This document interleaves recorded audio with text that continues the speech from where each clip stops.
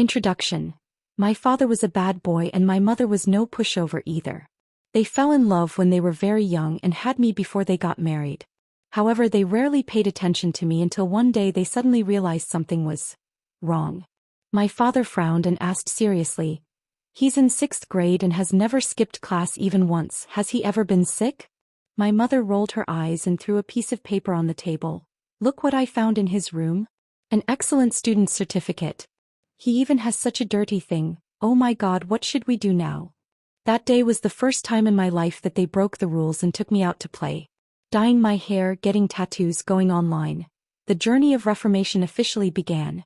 Chapter 1. Duan Fei saw me carrying my school bag and going out and called out, "Early in the morning, where are you going?" "To school. Today is Saturday. The final exams are coming up." Our group organized a study session. Duan Fei was my father, who had just slept on the sofa all night because he was drunk, rubbed his eyes, then propped himself up on his hands, looking me up and down as if he was looking at a stranger. Then my father stretched his neck and shouted for my mother, Lai Shui, come out here and see this." Lai Shui was my mother. She had just come back from a night out, her face still covered in makeup. She dragged her slippers to the living room, grumbling as she walked. "What are you screaming for? Do you want to die?" "Your daughter," Duan Fei pointed at me. "She went to school without anyone forcing her." Lai Shui was taking off her false eyelashes, not even looking at Duan Fei, only saying in annoyance, "Take care of yourself first." Then she turned to me and lifted her chin. "What are you standing there for? Why don't you go to school?" After the review session ended, I returned home. As soon as I opened the door, I was immediately stunned. Both of them were home. It was rare for the three of us to appear under the same roof at the same time. Normally, when I came home from school, they were playing outside, and when I went to school, they were catching up on sleep. This rare synchronicity made me a little uncomfortable, especially when I could clearly feel it. Both of them were looking at me, their eyes following my every move. I tried to stay calm, looked straight ahead, and quickly walked back to my room. Only when the door closed did I breathe a sigh of relief. Turning around, I was immediately stunned. Everything in the room had been ransacked. Someone had obviously tampered with it. Outside, Duan Fei's rare tone became serious again. "I called to confirm he's really at school." "How evil." "I'm not surprised that he's at school," Lai Shui sighed dejectedly, "but I thought he went for another reason." She paused for a moment and continued, "But I've searched his entire room and there's not a single love letter. I remember when I was his age, my diary was full of the name of the boy I secretly liked." Who? Duan Fei was curious. "Are you stupid? Is this the main point?" "Then what's the main point?" "Oh right, there's no love letter." "Not only is there no love letter, but there's also..." Lai Shui suddenly threw out a stack of papers. Amidst the rustling sounds of pages being flipped, Duan Fei's voice trembled. "This? What the hell is it?" Lai Tuet sighed. "It's a certificate of merit. Not an advanced worker, nor a student who has made progress, but a certificate of merit for an excellent student. The type of model with good morals, intelligence, and physical fitness. That little girl actually brought back this dirty thing. What should we do now?" The atmosphere fell into silence. After a while, Lai Shui rubbed her nose and said softly, "Her condition is partly our responsibility." Duan Fei nodded and pondered. "She is our child, of course she will rebel. But I didn't expect she would rebel in this way." Actually, I didn't pay any attention to what they were babbling about. I was completely absorbed in walking around the room, meticulously enjoying the scene of devastation after a world-shaking search. At the beginning of the school year, my desk mate, Tian Exen, had complained in frustration that his parents had removed the lock on his room door so they could just come in and check on what he was doing. "There's no privacy, it's so frustrating." He pouted and sulked the entire time. While I was comforting him, I was secretly jealous. His parents really cared about him. I knew that if I said this out loud, he would definitely beat me up, and if I were really in that situation, I would probably feel upset too. But that jealousy was real. My room had always belonged to me. The two of them had never even entered it once. No matter what noise I made in the room, no matter how much light I left on all night, they didn't care. I once deliberately opened the door wide open, but within 2 minutes, Duan Fei walked by and slammed it shut, muttering, "The sound of pages turning is so annoying." Now it was great, I finally got to enjoy a little attention from my parents. Thinking of this, I happily walked out, trying to act shy. "You two are rummaging through my things?" The two of them glanced at each other. Don Fai scratched his head, coughed twice, then raised his hand and pointed at Lai Tuet. Slap. Lai Tuet immediately slapped my father's hand. It was his idea. Come on, I said, stop pushing things around. Next time, remember not to mess up my papers. I haven't even had time to put them in the book yet. Lai Tuet quickly waved her hand. There won't be a next time, absolutely no next time. Don't, I was impatient, then quickly changed my tone. All right, then I don't care about the papers anymore. You two can go ahead and rummage through them, okay? She was stunned, touched her forehead, then touched mine. Chapter 2. What are you laughing at? Duan Fei looked at me, biting my lip, trying to hold back my laughter, and let out a scream that startled me. Is this what motherly love is? I muttered with emotion. After hearing that, Lai Shui felt like she had been electrocuted, and immediately withdrew her hand. What nonsense are you talking about? She turned away, took a few deep breaths, then turned around again. Go change your clothes, we'll go out later. What? Go buy food? We still have enough for you for 2 days. I muttered and calculated, and suddenly my eyes lit up. Or are you two going to eat at home too? Then we'll have to buy more. Let me think about what to cook. They almost never ate at home. If they did, it was just rummaging through the fridge for some of the dishes I had cooked and reluctantly eating them. But because I cooked according to a balanced diet, not paying too much attention to taste unless they were extremely hungry, they rarely touched anything. Hearing me say I wanted to cook, Duan Fei reflexively refused. You're too picky, I'd rather eat instant noodles. Instant noodles have no nutrition. I immediately interrupted. Shut up, it's not about eating. Lai Shui waved her hand and pointed at me, then pointed at Duan Fei. You two, I'll give you 3 minutes to prepare. Today we have an important task. If anyone doesn't cooperate, don't blame me for turning my back on them in the middle of the street. So, on a sunny afternoon, our family of 3 went out for a walk. My steps were light. I had already decided in my mind. Next time I have an essay assignment about the most memorable day, I will definitely write about today, recording this dreamlike moment in detail. Lai Tuet led us straight to a hair salon. My mother was a regular customer here, so as soon as we entered the door, the owner greeted us enthusiastically. Ah Tuet, didn't you just dye your hair 2 days ago? Why do you get bored so quickly? It's not me. He pushed me forward 2 steps. It's this little girl. The owner looked at me, his face curious. This little girl is still so young. Don't joke around. If her parents find out, they will come and cause trouble for me.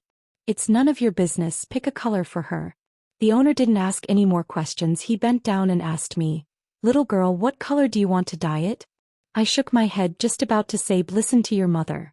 But before I could say mother, I swallowed the word back. Lai Tuet didn't like hearing me call her mother. When I was little, I watched cartoons and imitated calling mom. Her face immediately fell. Shut up. Who taught you to call me that? Don't call me that anymore. Duan Fei didn't mind that I called him dad. It was just that his reaction was a bit slow.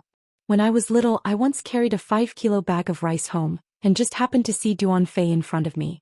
I called dad for a while, but he didn't bother to turn around. When I called him by name, he was startled and turned around, ran over to take the bag of rice and grumbled, I gave you pocket money, but you only buy useless things. That's enough to buy so many packs of instant noodles, you know? So in my world, dad and mom, just like grandparents, were words that were rarely used. I glanced at the color palette, then turned to ask Lai Tuet for her opinion. She pointed at a bright orange-red and muttered, This color? It looks stylish, doesn't it? The boss was horrified. Isn't it too rebellious? It has to be rebellious, Lai Tuet said firmly. Then she turned to me, shaking her head in dismay. Look at you, you look so embarrassed. I nodded, yes. She was stunned, glanced at Duan Fei as if saying, all right, this girl can finally be taught. I tilted my head, thinking for a moment, but I still don't think she's rebellious enough. What? Lai Shui looked down at the palette again. Then add some silver highlights? I sat down in front of the mirror, pretending to be thoughtful. Those flashy colors are all children's hobbies. I'm not interested. I think my mentality is very mature. I cherish things that are deep, dark, full of despair and not understood by anyone. I'm too used to this kind of thinking. Duan Fei pouted, patted Lai Shui's shoulder and whispered, see, you still have some good qualities. Lai Shui brought the palette in front of me. So which color do you want to choose? I told you, a dark, mysterious color which can represent your despair and rebellion. Half an hour later I walked out of the hair salon with a neat and clean jet black hair. Don Fai and Lai Tuet watched my back paying while turning to ask the shop owner. This is considered rebellious? The owner scratched his head. It's not completely unreasonable. At the second location, Lai Tuet was more forceful, leading us across a few streets to a small tattoo shop that looked quite discreet. Chapter 3. The wall was covered with all kinds of tattoo designs, patterns, dragons, phoenixes and writings making my eyes dizzy. Lai Tuet pressed me down on the chair and said to the uncle sitting behind the desk, "Old Feng, I brought you a new customer." Old Feng looked up at me, not seeming too surprised, and only asked, "What do you want to get tattooed?" Lai Tuet pulled up her sleeve, revealing the tattoo on her wrist. A series of numbers. "This is my first tattoo. It's the anniversary of my parents' death. It has no reference value," she said nonchalantly, then continued to pull her sleeve up higher, revealing the tattoo on her bicep. The two words, "Catch Tan." I had asked her before why she got that tattoo. At that time she had only vaguely replied, "It's a good word anyway." But this time she told the truth. "This is my second tattoo. At that time I had a crush on a boy named Vu Tan, so I got the word Tan tattooed on it. Later when he cheated on me I changed it to this." I pretended to be nosy and laughed enthusiastically. Don Fai immediately glared at me and I quickly retracted my expression. "But I don't have anyone I secretly like." "How troublesome." Lai Tuet was annoyed and patted Don Fai on the shoulder. "And you, what was the first tattoo you got?" Don Fai thought for a moment, then rolled up his sleeve, revealing a huge dragon tattoo. "Nonsense." Lai Tuet immediately refuted. "We were already together when you got this tattoo." "I forgot." My father shrugged. "I remember." Old Feng shook his head and said leisurely. "That year he was still a brat. As soon as he arrived he said he wanted to get a tattoo of Wan Nim Ka Hoi / which means losing all faith.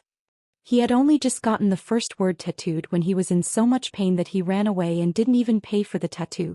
Don Fai's face immediately turned red. "I will pay the second time. I've thought it over." In the end I broke the silence and held out my arm. "Let's tattoo a sentence." "Good. You're pretty bold." Duan Fei gave me a thumbs up in praise. Old Feng started preparing the tools and asked, "What sentence?" "Learning for the rise of China." Lai Shui and Duan Fei said in unison. "Huh?" Old Feng paused, looked at me, then resolutely put down the tools and seriously reprimanded the two of them. "Why did you bring them here while they were studying properly? The child has such great ambitions, don't ruin him." Lai Shui nudged me. "Change the sentence, don't use such grand words. It has to have some real feelings." I lowered my head and thought for a moment, then said seriously, "Real feelings? Then I love you, Mom and Dad. Oh my." Before I could finish speaking, Lai Shui ran away in a panic. Duan Fei shivered, rubbed her goosebumps on her arm and then pulled me to run after her. On the way, Lai Tuet didn't look at me, just pouted and mumbled, "Forget it, if I also inherit the bad genes of that loser, it won't be good either. I only got one tattoo and already ran away in so much pain, so embarrassing."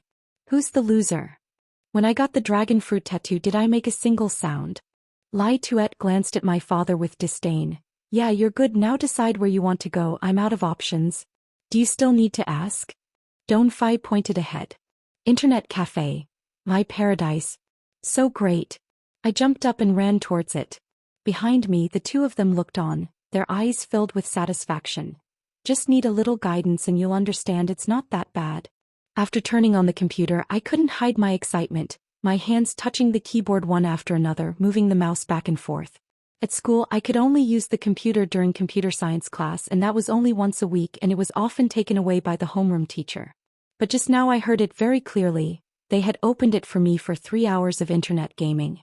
Not only that, the two of them sat on the left and right, each with their own computer. In other words, the computer in front of me was now completely mine. The feeling of joy was so great that it made me dizzy. Next to them they were discussing which game they should let me start playing. But after a while they still couldn't come to an agreement. Each of them felt that the other's game wasn't interesting enough. "That game of yours is too childish, look, it's all kids playing, why are you butting in?" "What an idiot." Lai Tuet snorted. "What do you know? This is a whole sky of memories. You're the one playing those boring things." The two of them argued for a long time without a winner and finally decided to let me choose. So each of them turned on a game, told me to sit by and observe, and finally chose the game I found most interesting. Chapter 4. In this glorious battle, they used all their strength, playing with great enthusiasm. Only the sound of the keyboard and mouse could be heard repeatedly. The atmosphere was extremely tense. We won. Duan Fei slammed the keyboard, jumped up from his chair, his face full of pride. So cool. Lai Shui smiled faintly, took off her headphones. Winning a game is nothing special, the important thing is which one she likes. Oh right, Duan Qing, I see. Duan Fei turned his head to me, suddenly stunned, forgetting what he was going to ask. Lai Shui also looked over, glanced at the screen, then looked at my fascinated expression. What are you playing? I stopped, excitedly pointing to the left corner of the screen. That's word, I just retyped my lesson. This keyboard is more comfortable to use than at school. Typing much faster. I pointed to the right side of the screen again and continued to introduce excitedly. Then combine it with PPT, you can make some really beautiful things. Look at this animation effect, it's so interesting. The two of them silently watched me operate for a while, then quietly turned away, whispering to each other. What's interesting about it? Do you understand? This is a single-player game? For the next 2 hours we each played our own game. But it seemed like the two of them couldn't concentrate anymore, occasionally sneaking glances at me. Obviously the game I chose was the best. Leaving the internet cafe I felt extremely satisfied. But after only a few steps my stomach suddenly ached. Let's go home. I turned to Lai Tuet and said. She glanced at my hand holding my stomach. Is it your period? Almost there. That's good. I couldn't hear what she was saying, but I saw her whispering a few words close to Duan Fei's ear. After that, the two of them led me home, so I didn't think much of it. However, as soon as they reached the gate of the neighboring house, they stopped. Duan Fei pointed to an old-fashioned bakery in the distance and said to me, "See those red apple pies on the shelf outside? Those are red apple pies with brown sugar. It's the best for you to eat them now." I nodded, "Thank you." "Thank you for what?" "Go get it yourself." I thought my father was going to buy me some, but it turned out he was telling me to go get it myself. Okay, I just reached into my pocket to get my pocket money when Duan Fei snatched it away and said with a serious face, "Just take a little." I was stunned. "Sneaking a few, isn't that stealing?" Lai Shui stood beside her and chimed in, "You should learn these things early." I was speechless. "You two call this a skill?" "It's okay not to do it," she patiently explained, "but you can't not have that ability." Excuses. I was flustered, tears welling up in my eyes. Duan Fei looked up into the distance and slowly said, "Back then when we were your age we didn't want to do these things either and we almost starved to death. That day she also had a stomachache like you do now, both hungry and in pain, her face pale. So I stole the pie from this store. This store always puts the apple pie in that spot and the owner is crippled in one leg, so I succeeded the first time. Later we also went to steal from other places, got caught and beaten, but when we were so hungry we still had to come back here to steal again." Lai Tuet looked at me and said seriously, "This is a survival instinct. If you happen to encounter an unfortunate situation, you won't starve to death. And starving to death is very tragic." The two of them talked back and forth, causing me to hesitate. Finally, I slowly walked towards the bakery and hesitantly stood in front of the door. They pushed me forward. I glanced inside and saw an old man watching the store. But at this moment he was nodding off behind the counter. Good timing. As soon as I lifted my hand, it suddenly felt as heavy as 1,000 pounds. I immediately pulled it back. "I can't do it." Duan Fei quickly covered my mouth, glanced at the shop owner and then said in a low voice, "Look carefully, I'll only demonstrate this once." Duan Fei walked right up to the apple pie shelf, pretending to look at the price tag on the wall, while quickly picking up 2 pies, turning around to hide his movements, then calmly walked to the side, secretly handing the pies to Lai Shui. I stood in front of the shop, witnessing the entire process. The two of them leaned against the wall, each breaking off a piece of pie, chewing it deliciously, then raised their chins to signal me to come in and get more. I took a deep breath, then loudly called out, "Grandpa." The two of them immediately froze, their eyes wide open, looking at me in panic. I continued, "Grandpa, how can we do business like this? Your shop is about to be robbed." The old man rubbed his eyes, held onto the counter and stood up, limped a few steps, patted his feet and looked around. "Who stole it?" "Who else but you?" "There they are." I pointed behind me. but when I turned around there was no one left. Chapter 5. At the corner, Duan Fei and Lai Shui waited for me for a long time but I didn't come back. They had finished eating the cake but I still hadn't returned. Feeling that something was wrong, they turned around to look for me. Sure enough, as soon as they reached the store, they saw me blocked by the old man behind the counter. Duan Fei rushed in, angrily shouting, "This old man, why are you making things difficult for a child?" I wiped my face, sobbing, "Give him the money, redeem me, I want to go home." What bad luck. Duan Fei threw a few bills on the counter, then dragged me out, grumbling as he walked, "Don't you know how to run away? That's not enough." I pulled his sleeve, seriously saying, "Give me another 50 yuan, I also ordered a cake." Lai Shui ran over from across the street, just in time to see Duan Fei scanning the code to pay. Hearing Duan Fei's angry recount of the whole incident, she lowered her head to look at me, seeing that the corner of my mouth still had apple pie crumbs. "What you mean is that old man kept Duan Qing because he thought she was a thief, then fed her cake and finally sold her a cake?" Duan Fei nodded, "Exactly." Lai Shui immediately pointed at the old man. "You forced her to buy cake, right? You're old and still cunning, using some food to entice children to spend money. Do you think we're stupid? Who would want to buy your devil cake no more?" Before he finished speaking, the old man's phone made a sound. "Alipay. Received 50 yuan. Lai Shui immediately punched Duan Fei on the arm. "Your hands are so fast." I wiped my mouth and said, "I wanted to buy it." "How could that be? I normally never eat these unhealthy things. Did that old man trick me?" I lowered my head, my voice as small as a mosquito's. "My birthday is coming soon." At that moment, Lai Tuet felt like a huge sound had hit her in the face and she immediately fell silent. Beside her, Don Fai was still rubbing his arm, trying to argue with the old man. "Give me back the money." I pressed the payment button too quickly. Lai Tuet punched him again. "Forget it, I bought it, so forget it." After speaking, she turned around and left the store. Don Fai was not satisfied. He followed behind and vented his anger on me. "What the hell is going on? You won't calm down, and you suddenly called that old man, otherwise he would have been home by now." I tilted my head, calmly replying, "Because I found it strange. Why is he pretending to sleep?" As soon as Don Fai's legs stepped through the door, he stopped when he heard that. Pretending to sleep? I saw it clearly. When Dad took the apple pie, he opened his eyes and saw. My father raised his eyebrows, then sneered and strode out. "What's so strange about it? I was afraid of being beaten, so I held back." "Do you think I'm a rookie? Look at this physique, this fierce face. Stealing is respecting this old man. Otherwise I would have robbed him directly and seen what he can do." But I looked at his dusty clothes and his deliberately fierce face. "He said when I was young, you were very skinny, looking like a little monkey." What nonsense is this old man talking about? I didn't know him when I was young. He also said both of you like to eat apple pie, so no matter how the shop changes, apple pie will always be placed right at the door. Duan Fei's footsteps suddenly stopped. He turned his head to glance at the shop. Then he quickly turned away, his voice cold. "Nonsense. That old man is senile." Without waiting for me to say anything more, my father strode after Lai Shui, widening the distance between me and them. The sky gradually darkened. Although some small things happened during the day, overall, this was still an unprecedentedly happy experience for me. As soon as I entered the house, I immediately ran into the kitchen, but was stopped by Duan Fei. "Don't make any more hard-to-swallow dishes, today we'll eat this." My father opened the lid of the styrofoam box placed in the corner of the wall. Inside was a layer of crabs neatly arranged. "Where did that come from?" I swallowed, squatting down to observe. "Brother Viet gave it to me." An Viet was the rich young master that my father always followed closely.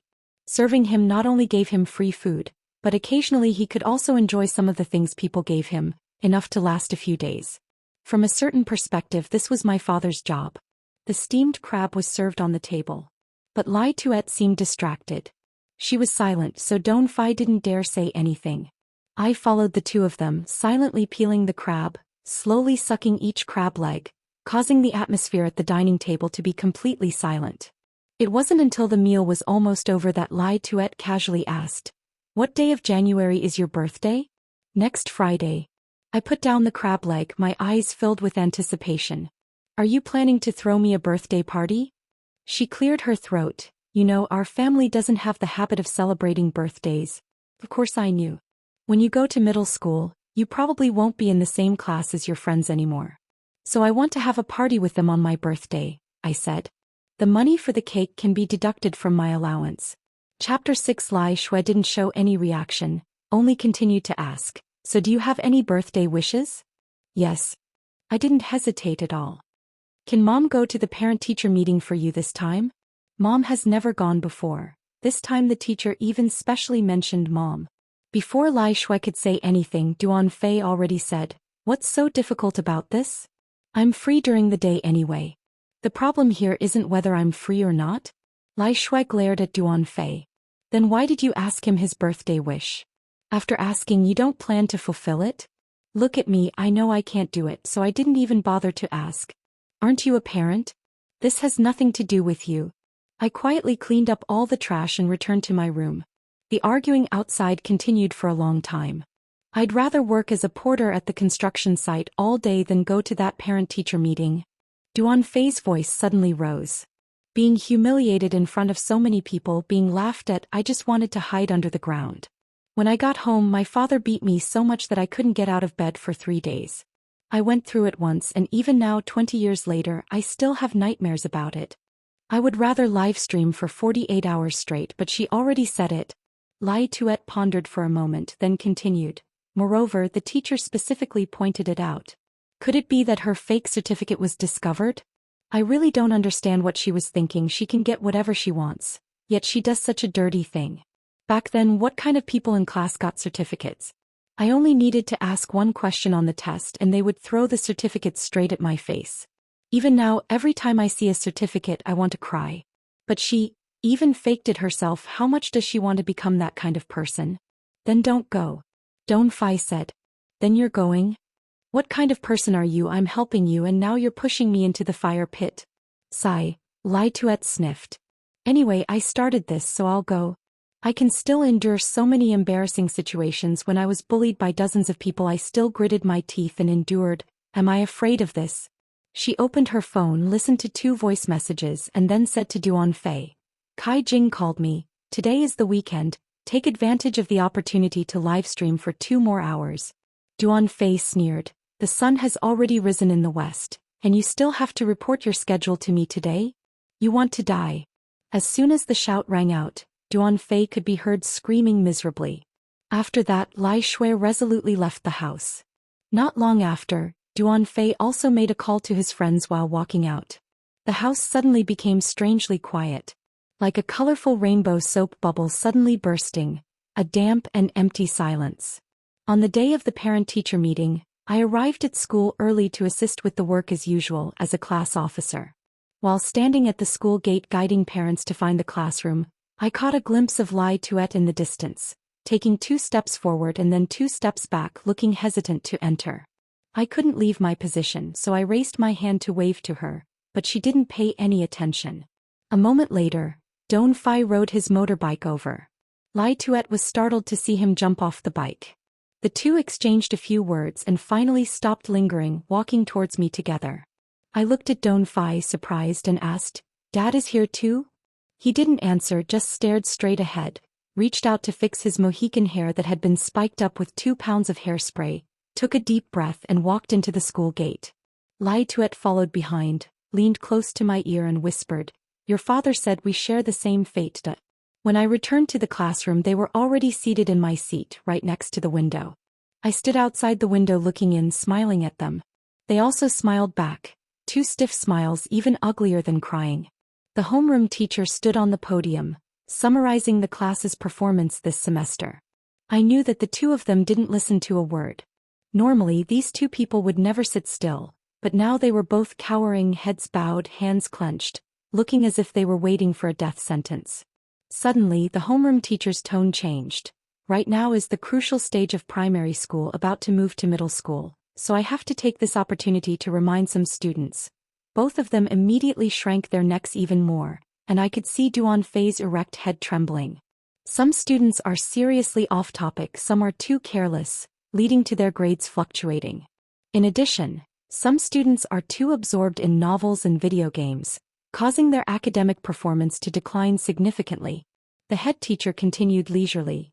In a moment when the report cards are distributed, I have carefully noted down each case for parents to follow. Hearing this, the two of them simultaneously breathed a sigh of relief and whispered to each other, "We weren't called out, thank goodness." "What case does Duan Qing fall into?" "Tisk. She's being punished to stand outside the door. She's definitely at the bottom of the class. Sai, our children are just normal. Don't scold her later." Chapter 7. The head teacher continued. There is one more very important thing that I need to seriously remind parents. Please pay special attention to your children's mental health. Currently, our school has not had any cases, but recently some other schools have had serious problems related to school violence. I hope that parents can work with us to build trust with their children, so that when they encounter difficulties, they can feel secure in seeking help. Of those who are bullied, some have had to endure it silently for many years, shouldering so much pressure. There are also those who have no way back, forced to follow the strong, and thus slide down the wrong path. The trust and warmth received from a young age can become a support, pulling them back from the brink at any time. But if they lack those things, perhaps this whole life will not be able to fill that void. In the audience, the parents kept nodding their heads in agreement, then clapping their hands in response. Only Duan Fei and Lai Shui sat there stunned. When Duan Fei talked about his childhood, most of the time it was about the times he was beaten. The sentences he heard most often at home were, "Useless thing, trash, why don't you just die?" As for Lai Shui, her parents died when she was very young. She lived with her uncle for a few years, but was always looked down upon and bullied. Until her uncle wanted to sell the house her parents left behind, which is where we live now. Lai Shui absolutely refused. Her relatives immediately criticized her. "Are you going to let someone else raise you for free?" So at the age of 10 she started living on her own, gradually selling the furniture in the house, collecting scrap metal to make a living, eating whatever was available, sometimes hungry, sometimes full. When she was isolated by the good students in her class, a big sister who had dropped out of school took the initiative to invite her to play with them. She naturally joined them. Even though she was bullied from time to time, at least they shared some food with her. "Mom, Dad," I called out softly. Sure enough, the two of them were still slow to respond to this way of addressing each other. It wasn't until a parent behind them tapped them on the shoulder as a reminder that they both came back to their senses. "The teacher is calling you too." "Huh?" The two of them immediately stood up, looking flustered, their hands and feet fumbling as they walked up to the podium. They lowered their heads, looking no different from students being reprimanded by their teacher. Seeing that the homeroom teacher didn't say anything, they couldn't help but sneak a glance up. The teacher had no choice but to repeat, "Please invite the parents of the student who got first place in the class, Duan Qing, to share their educational experiences." The two of them simultaneously raised their heads, their expressions even more stunned. Experiences." Duan Fei scratched his head, but his spiky hair was already gelled stiffly, making it impossible for my father to scratch. Lai Shui saw the awkward atmosphere, felt that she couldn't just stand by and watch, so she decided to speak up. "Let me say it." But all she could think of was this sentence, and after that she didn't know what to say. Everyone's eyes were on her. She didn't dare look at anyone, so she turned to look at me. "To be honest, we don't have any experience. Duan Qing's achievements are 100% due to her own efforts. No, it should be 150%. Because many times not only can we not help her, we also bother her and drag her down. I really feel embarrassed standing here. Why don't we let her speak for us?" As soon as she finished speaking, she quickly pulled Duan Fei down from the podium. The head teacher smiled and called them back. "The parents are very modest. Although this is the first time we've met through Duan Qing's essays and stories, I've come to understand you two somewhat. Don't underestimate yourself. It was you two who gave her a free and safe environment, which is how she grew up today." I could clearly see their faces getting redder and redder. "So, this certificate, please give it to Duan Qing in person." I walked into the classroom, went up to the podium and stood to the side waiting. They received the certificate from the teacher, carefully observed it, and couldn't help but exclaim softly, "This is a real certificate. When I was little, I dreamed of this scene many times, but I've never even gotten a certificate. Wow. So this is what it feels like." Although I couldn't bear to ruin their moment, I couldn't help but interrupt. "Cough, that's mine." Oh. They immediately handed me the certificate, but their eyes were still glued to it. Completely different from the nervousness when they entered the school gate, When they left, they held their heads high, walked with full spirit and even looked a little cheerful. Chapter 8. On the way back they kept asking questions. No way, how could your grades be so good? Normally at home I thought you were pretending. That's right. Seeing you act so intently I couldn't bear to expose you. Who did you inherit your brain from? Must be Dad, right? When you were young you were a genius too. Nonsense. It was clearly from Mom. By the way, why is your teacher so good? He didn't scold the students at all. They were also teachers. Why were your parents teachers? Sigh, I don't want to mention it anymore. Yes, but remember, don't look down on other students just because of your high scores. If anyone asks you questions, what nonsense are you talking about? How could Duan Qing be that kind of person? They had a lot of questions. But luckily I didn't need to answer. Just standing by and smiling was enough. On my birthday I went to the bakery to get the cake I had ordered. The old shop owner told me that the shop had been transferred, and that there would be a new owner from tomorrow. I gave him the pocket money I had saved. I already paid for the cake. This is to pay off the debt your parents still owe. The old man immediately laughed. One side is willing, the other side happily accepts. How can it be called debt? Besides, I just transferred the bakery, now I'm richer than the three of you combined. I don't want this little bit of money. I went home and told them exactly what the old man said. Duan Fei pouted. That old man should retire early, he doesn't know his limits. That's right. He's so stupid, his legs are so slow. What's the point of earning so much money, isn't it just to show off? Lai Tuet gently put the cake in the refrigerator, then turned to ask me, what time is the birthday party? Can we go home at 8? I was stunned. What do you mean? Aren't you two going to stay home and celebrate your birthday with your child?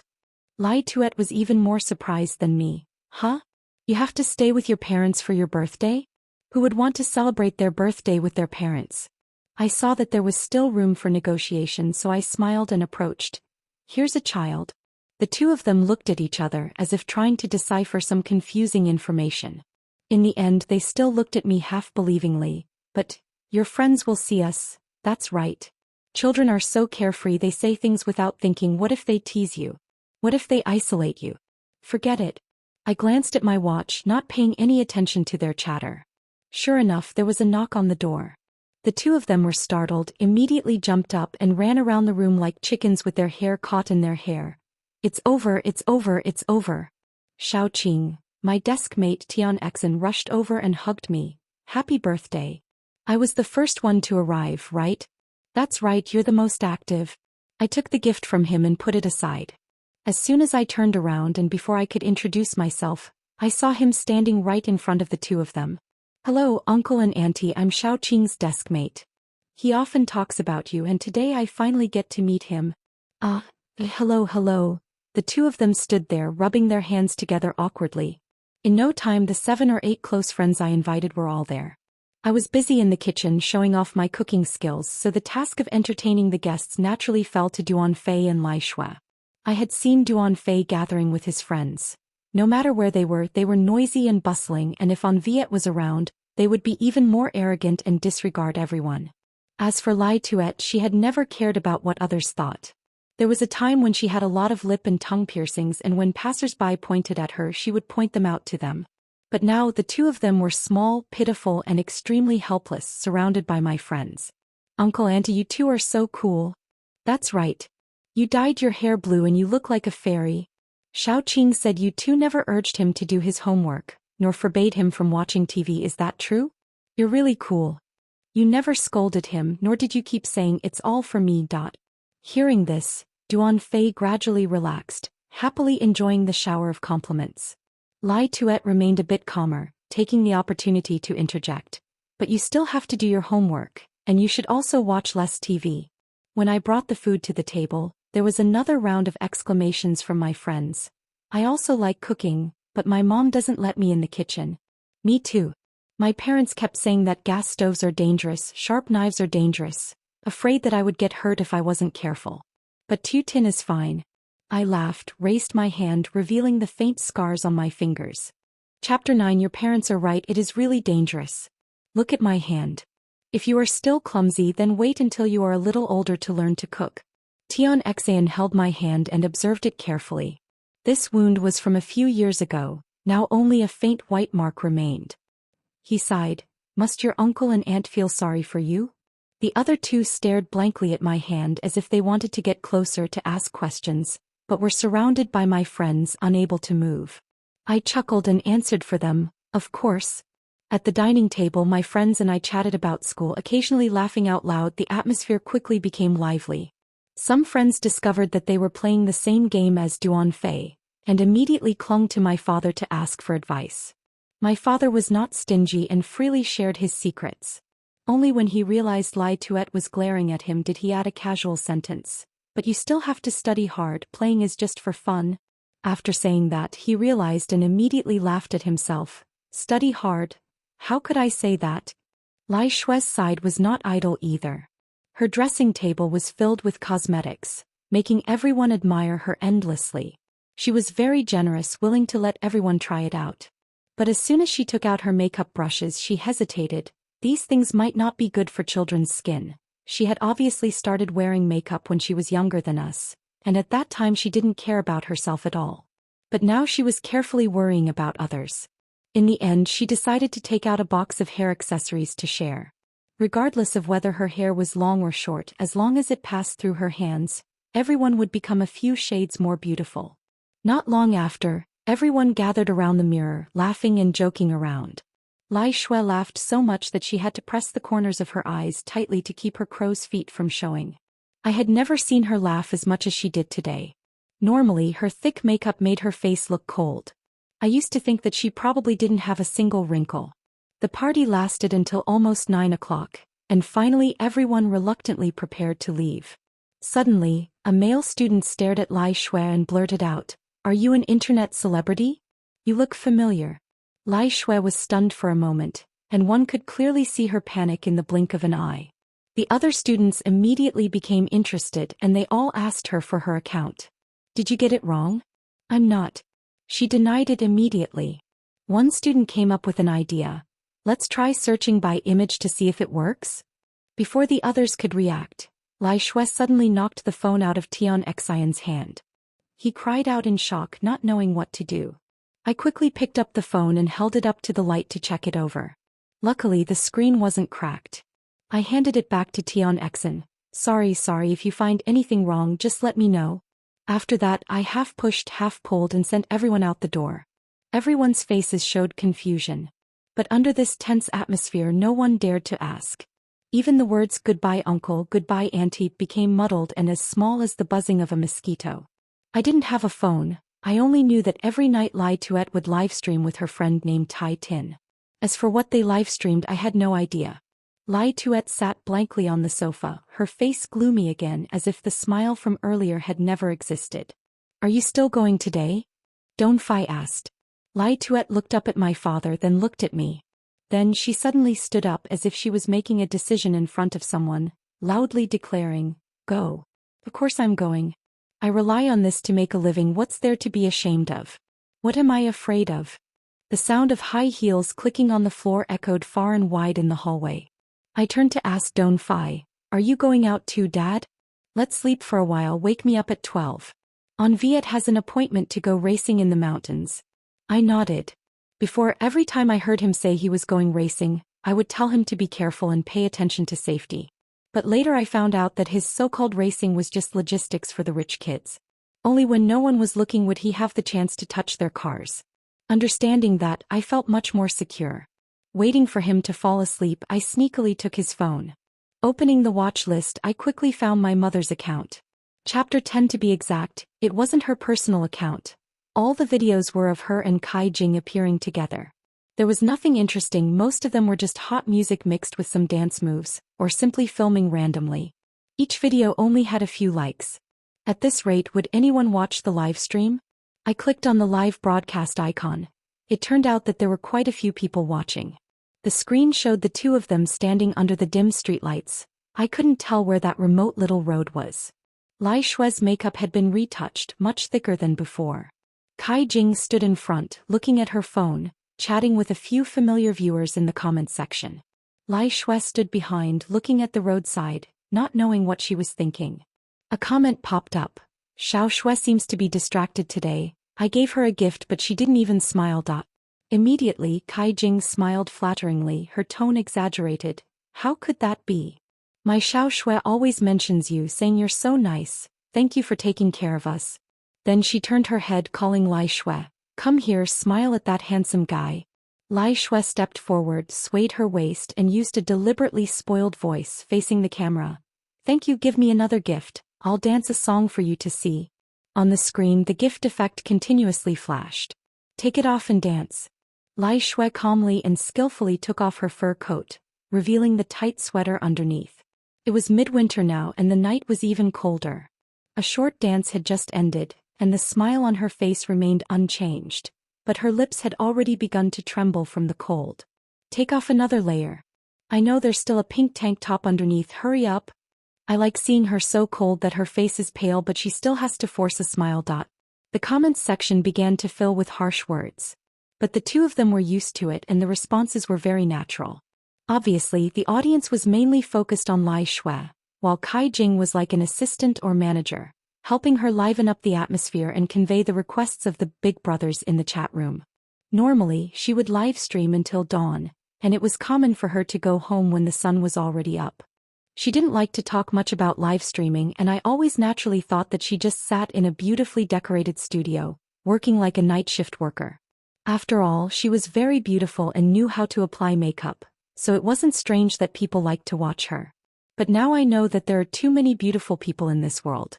Only relying on beauty to make money without any other skills, often at the cost of self-respect. Sorry everyone, I have something urgent to do today, we'll be off early, remember to come back and support me tomorrow.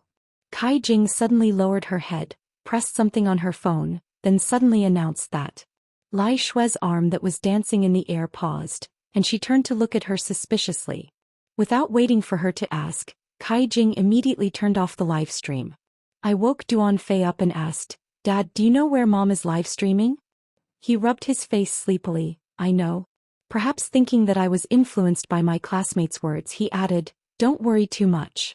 She's an adult with her own thoughts. She and I were originally just vaguely together, vaguely had a child and had no other choice, so we've been living together until now. Each of you should take care of our own business. Aren't you worried about Mom? Worried about what?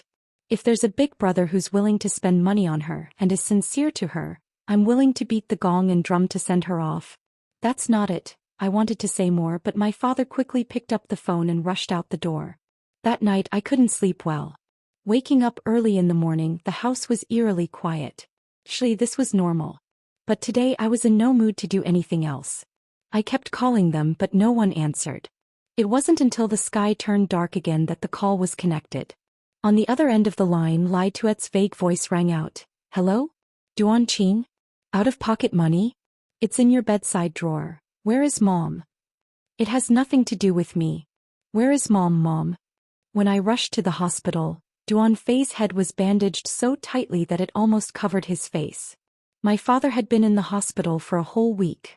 When he was discharged, he was still very weak, and the doctor told him to continue resting in bed for another half a month. But after he returned home, his spirits seemed better and he talked more. Only then did I piece together the entire story of that night. Chapter 11. After the live stream ended early, Kai Jing had nothing important to do, so she just pulled Lai Shui to the side of the road to chat. She said she wanted to discuss the future development of her account. Lai Shui trusted her and also knew that she knew more about this industry than she did. If it weren't for Kai Jing's guidance, she probably wouldn't have been able to make a living so easily. Therefore, even though she was full of doubts, she still patiently stayed. It wasn't until a man in his 40s appeared that she learned Kai Jing's true purpose. All the accounts and behind-the-scenes information were managed by Kai Jing. She smiled and said to Lai Shui, I can help you with other things. But taking care of the boss, you have to learn it yourself. After she finished speaking, she left. The man invited her to get in the car to talk. Relying on her instinctive vigilance, Lai Shui tried to delay, saying, The weather is so nice, can't we just talk out here? This place is remote, almost no one passes by. The man laughed. All right, then let's be romantic first, let's have some foreplay.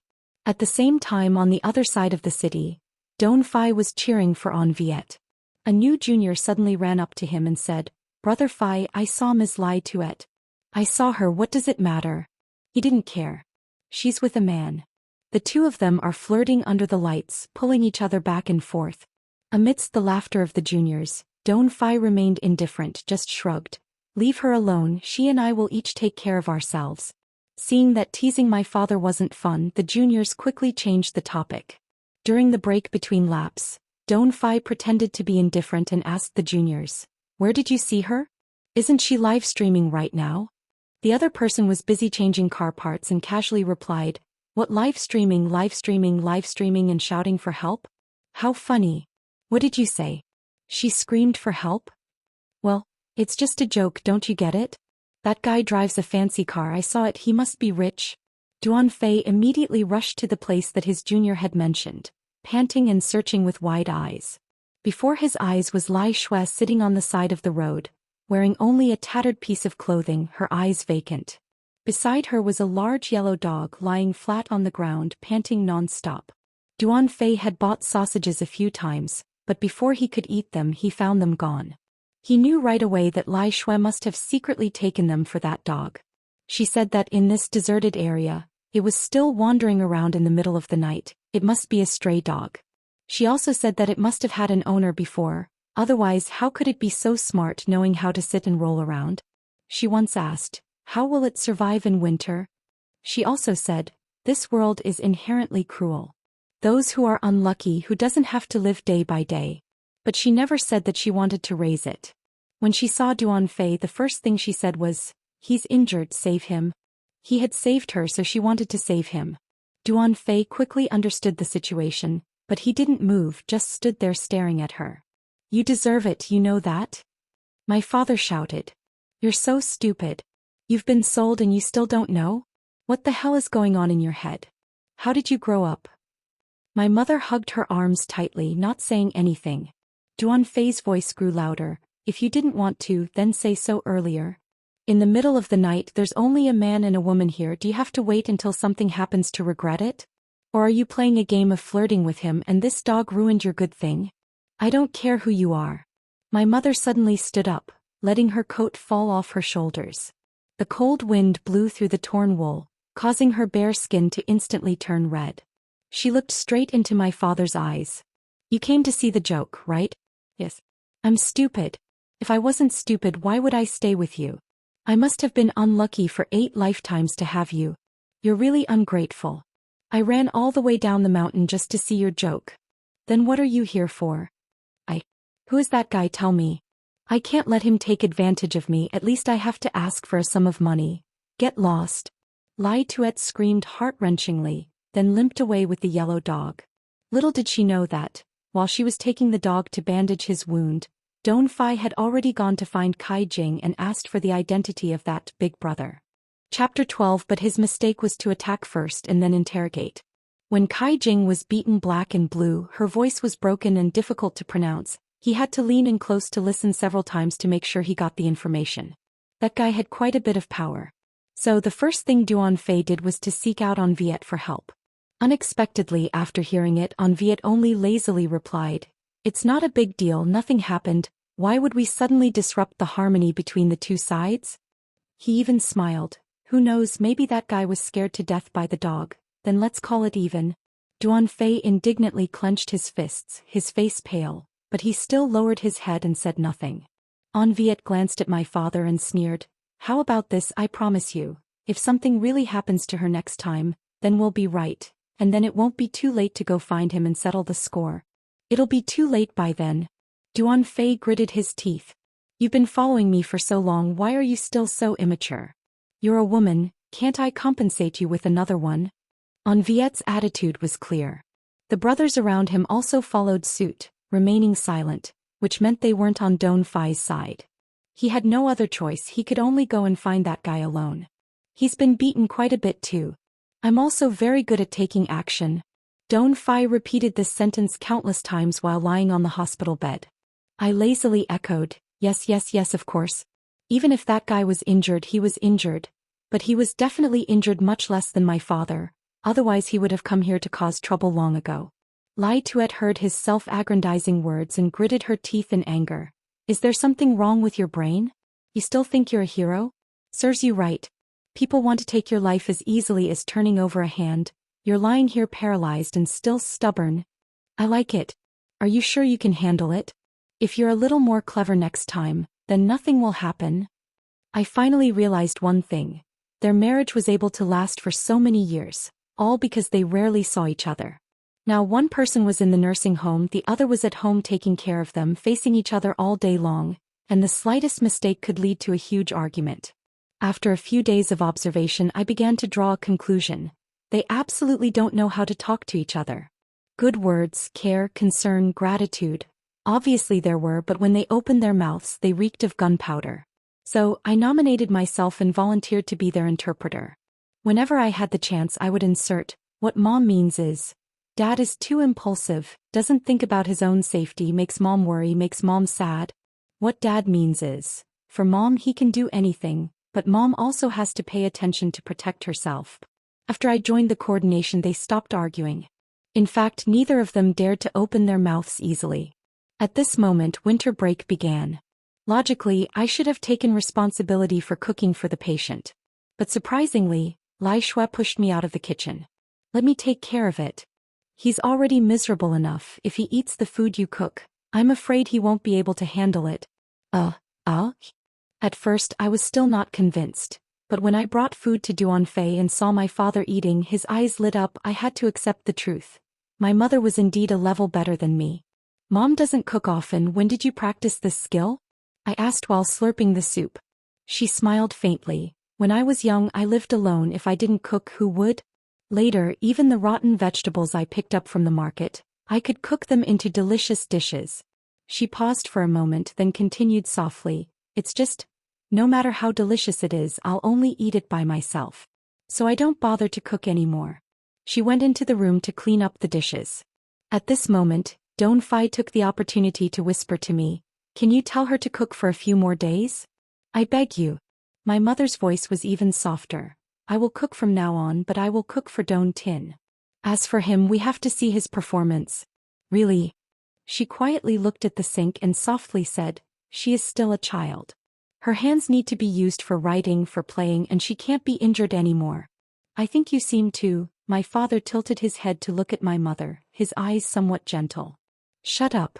She turned around abruptly, her face sullen. Duanfei's condition was getting better day by day. He could already get out of bed and move around lightly. Holding the phone, he clicked and clicked. Suddenly he made up his mind, deleting all contact with his old friends, including on Viet. Chapter 13. These past few days, no one had taken the initiative to contact him. He said to Lai Shui, "I'm almost well again. You don't need to stay home and watch over me all day. Go do your own thing." Lai Shui paused but quickly continued sweeping the floor. "What can I be busy with?" Duanfei couldn't answer. When his friends left, he felt both relieved and confused. What should he do next when he fully recovered? A knock on the door suddenly sounded. All three of them froze, looking at each other. "Who is it?" Duanfei asked from behind the door. "This is your father." "Why did I give birth to this brat?" Duanfei opened the door. "Dad?" I stood behind Lai Shui, carefully greeting her. "Hello, Grandpa." Lai Shui didn't say anything, pulled me back to my room and slammed the door shut. The day I was born, my grandfather had a heated argument with them in the hospital, and since then they had severed ties. She saw the doubt on my face and explained briefly, "When you were born, that old man was afraid that you were a girl. So he had already found someone to buy you, intending to take you away. We tried our best to stop you, to the point that my incision was torn open. From now on, whenever you see him, stay away from him." I knew that in their world there were people who accidentally had children and gave birth, but most of them left them to their grandparents to take care of, ignoring them. But they, resolutely keeping me by their side, was truly extremely rare. I pressed my ear to the door, eavesdropping on the conversation outside. "Your younger brother just gave birth to a second daughter. Our Duan family, what kind of evil deeds did they commit? Hee. What is this?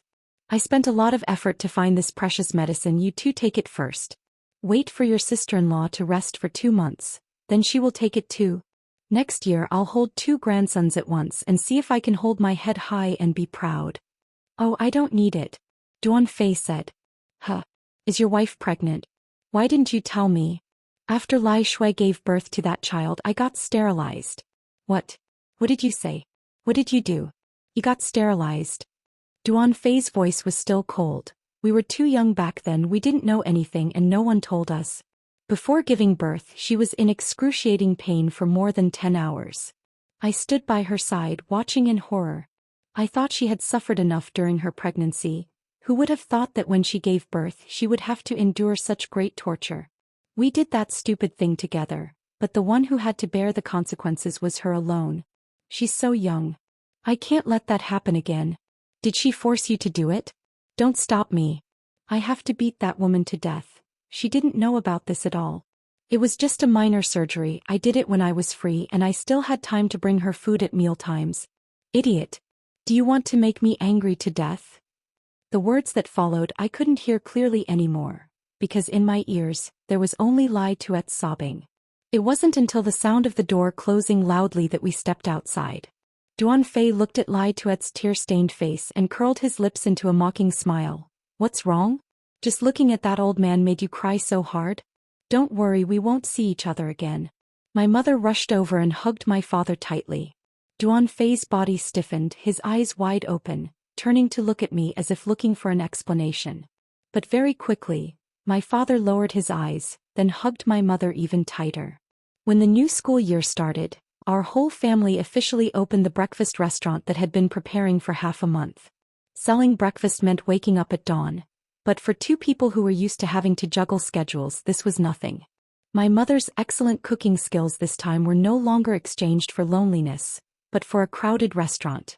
Every morning I sat in front of the steaming little shop, eating breakfast while watching them cooperate more and more well. I always laughed so hard that I couldn't close my mouth. One day I accidentally saw a child when Lai Tuet turned her back, quickly grab a bun on the steamer tray. Before I could react, Duan Fei rushed forward and grabbed the child. I quickly ran over. The child was sickly, his skin was pale yellow, and he looked like he had no choice but to do so. Stealing buns? Duan Fei asked angrily. The child spread out his hands. I was wrong. I won't dare anymore. Eat it. My father glared. But it has to be recorded in the debt book. If you want to pay the debt, bring your certificate of merit for being an excellent student. Otherwise, I'll go find your teacher. Chapter 14. The boy held the bun tightly, nodded repeatedly, ran a few steps, then turned around to look, then nodded again. Don't be so fierce, you'll scare him. Lai Tuet took off his apron from behind. You go to the market, bring the vegetables you ordered. Duan Fei rode his tricycle to the market.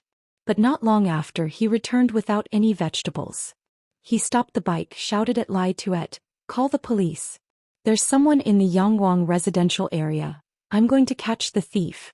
Then he bent down, put all his strength into pedaling towards the neighboring residential area. By the time the police arrived, Duan Fei had chased the two thieves for 2 kilometers and finally caught both of them. He said that on the way to the market, when he stopped at a red light, he accidentally saw 2 of his old brothers standing right next to him. Not wanting them to recognize him, he pretended not to know him and didn't say hello. But unexpectedly he heard, everything has been investigated. That old man just transferred the store before Tet, and his children also just gave him some more money. All kept in the house. The green light turned on and Duan Fei continued to cycle straight. But after only a short distance he decided he couldn't ignore it. So he turned around and chased after him. The other 2 also recognized him, so he quickly said to the police, Comrade police, we're all in the same boat. He's just robbing and screaming. When the robbery happened there were people in the house, but his hands and feet weren't as agile, so he couldn't stop them in time. But he still managed to see the thief's back. The police then invited the old shopkeeper to come and identify him. The old man only needed to glance at him once and immediately pointed at Duan Fei, resolutely saying, It's not him. He's a good kid. The 2 thieves were taken away. After investigation, the police discovered that they had committed many robberies in the area during the new year. After the news of Duan Fei catching thieves spread, more and more residents in the neighborhood stopped by the shop for breakfast. Some old neighbors, seeing how busy Duan Fei and Lai Tuet were, took the initiative to help as if they were working for their own restaurant. Just like that, everyone gradually became friends. The summer I graduated from elementary school, after much effort, my parents had their own shop. At my suggestion, they decided to hold a wedding to make up for the past. I helped Lai Tuet adjust her wedding dress. Under the sunlight she was gorgeous. Suddenly remembering something, I asked, "Mom, when I was born, was it also a sunny day like today?" She gently stroked my head, smiling softly. "No. You and I were both born on a snowy day. But I want to give you a clear day like today." At the wedding, I brought the new family member, De Huang, the golden dog, up on stage and gave them the ring. On stage, my mother held the microphone and slowly said, "That year we didn't hold a wedding. Because I always thought that no one in this world would sincerely bless me. I also don't deserve good things." She paused for a moment, smiling softly, "But life is so wonderful. Now I always feel loved." She looked at me, her eyes filled with affection. "I want to thank my daughter. Before, I thought I couldn't take on any responsibility, and I was very resistant to this title." Don Fai took the microphone from her, but was so nervous that he stuttered, not knowing how to express himself. He thought for a moment, then suddenly turned around, lifted his shirt and revealed his bare back. The entire hall was stunned. Not knowing what my father was going to do, he forced a smile and said, "That year I intended to tattoo the 4 words Van Neem Ka Hoi, losing all faith, here. But after I had just tattooed the word Van, I was in so much pain that I ran away." The people below burst into laughter. "A few days ago I came back to finish the tattoo. This is exactly how I feel about my current life. Consider it a wish to everyone." Everyone looked intently at the 4 words neatly engraved on his back. Clearly displayed. Van Su knew why the end.